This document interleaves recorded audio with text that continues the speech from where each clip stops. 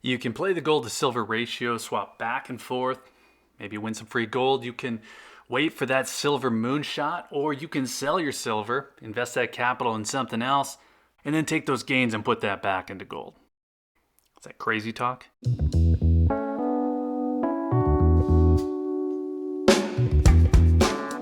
If you saw my recent short video, you're gonna at least have an idea of what this one is about.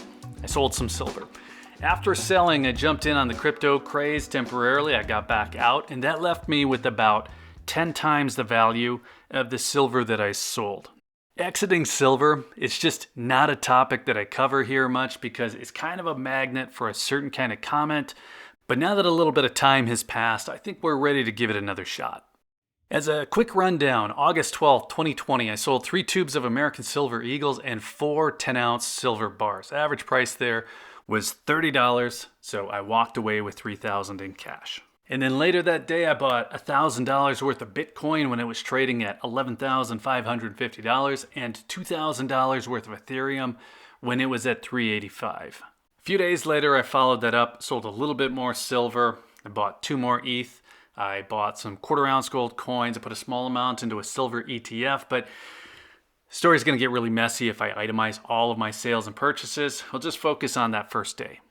So shortly after doing it, I made a video, I laid out the details, and then I followed up about a week later and then a few weeks after that, and I was comparing the 4 assets, Laugh Olympics style. That's a Hanna-Barbera reference for the youngsters here. So I had silver spot, basically what I would have been out of if silver outperformed the others. I had gold spot, and then I had Bitcoin price and Ethereum price. I multiplied that by the amount that I have so you could kind of see in a comparison which one was winning. I wasn't encouraging anyone else to do this, and I didn't feel like I was doing this in any kind of patronizing way, but it was pretty clear that most people wanted nothing to do with crypto. Nobody even really wanted to hear about it, and the comments were getting pretty salty, so I more or less let the topic die.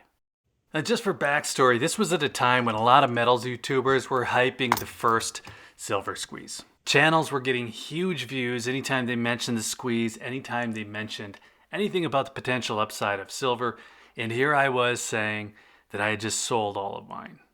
And this was also a time when the crypto YouTubers were starting to get pretty worked up too. So if you look back at late 2020 to that early, even 2022, there was a lot of crazy stuff going on. Everyone was bananas, and you have to wonder if there are people out there who think that that time frame is actually a benchmark for how things really work. I mean, if you kicked off your investing adventure right in August of 2020, it would be hard not to. Back to the specific story though. In May of 2021, I sold Bitcoin when it was trading at 57,000, Ethereum when it was at 4,000, and that left me with about $26,000 before fees. Now I mentioned that I went back a couple days later, I sold some more silver, I bought some more ETH. I still have some of that, and there's some other things that I've done as well. We're going to come back to that. So just focusing on that initial purchase. When Ethereum hit 10x, that's what triggered me to sell. So that's the important part, the fact that I sold, because had I not, I would have ended up writing it back down. I would have still been up, but it would have been 2x rather than 10x. I mean, I got wrecked in there too. There were some unrelated DeFi investments, so I'm not looking for congratulations here. You win some, you lose some, and 2022 is a really good example of that. Most of what I'm down on though, I guess I haven't actually sold, so that's more a case of you win some, you hold some, but the point is that I'm not out buying Lambos with my internet fund money. So now all of the earnings from that crypto sale went into an account, and that funded some gold purchases. So 14 ounces of gold came out from that over the next few months. I've never had a GSR swap that really worked out for me from a financial perspective, but swapping silver into Bitcoin and ETH, cashing that out, and then swapping that to gold, well, that worked pretty well. I wish I could repeat it, but I think that ship has sailed for now. So if we just look at the swap using the spot price for gold and silver today, the 100 ounces of silver that I started with would be worth about $2,400 today. The 14 ounces of gold that I have now is worth $27,000. So it was a swap that multiplied my metal value by a factor of 10, or is it 11? Close enough. Now, like I alluded to earlier, I had plenty of investments this past year really tank, and it was a tough year not just for crypto and DeFi, but for any of the markets that I typically trade in. So a trade that ended up with a 10x gain, well, that's not typical performance for me. And it feels a little bit like I'm apologizing for this again, and it's kind of why I don't like to do videos like this. So maybe we can just say I'm not a professional trader, leave it at that, because if I get a win now and then, I'm going to take it. Now, the related topic here is the GSR. Personally, I have not had much luck making silver to gold trades or even gold to silver trades and then back again. To me, one of the only reasons that a GSR trade even makes sense is that the coin shops happen to deal with both assets. So you can easily make the trade in one stop rather than doing what I did, taking capital from one asset class, investing it in another, and then bringing it back into a third. And gold and silver, they're just totally different things to me. They look similar, but I don't think that it makes sense to buy silver instead of gold because the GSR is historically high. I don't think that the GSR will ever go down to 15 to 1.